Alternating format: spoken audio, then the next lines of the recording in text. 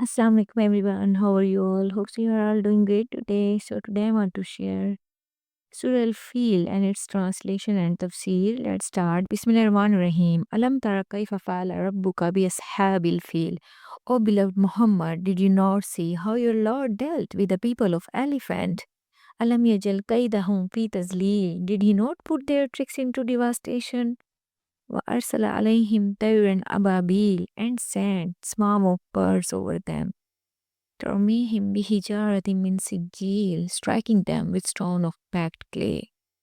فجعلهم كعصف مأكول. In the end, he made them like eaten up straw. So this surah teaches how Allah subhanahu wa ta'ala plans will always prevail over the plans of enemies of Islam. This surah teaches how Allah subhanahu wa ta'ala defeated an elephant army that came from Yemen to destroy the Kaaba in Mecca. Allah sent flock of birds to attack the army. The birds carried stone in their beaks and claws that were more devastating than bullets. So if you want to destroy your enemy, so you'll have to recite this surah. According to Islamic tradition, the army of elephant led by Abraha, the ruler of Yemen, was indeed destroyed by a flock of birds sent by Allah subhanahu wa ta'ala. The story goes that Abraha, who was a Christian, wanted to destroy the Kaaba in Mecca, which was a holy site, holy place for the Arabs. He brought a large army with elephant to attack Mecca. However, just as the army was about to reach Mecca, a flock of birds described as ababil in Arabic appeared and dropped small stones or pebbles on the army, causing them to flee in panic. So it's mean an elephant army was destroyed by the flock of birds.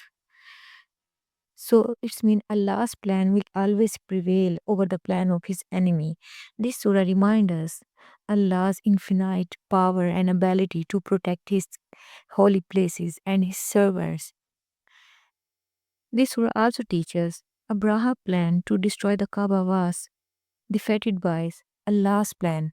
This teaches that no matter how carefully we plan, but our plans can be destroyed, useless by Allah's will. This surah also teaches, this surah encourages to be grateful for Allah subhanahu wa ta'ala blessing, protection.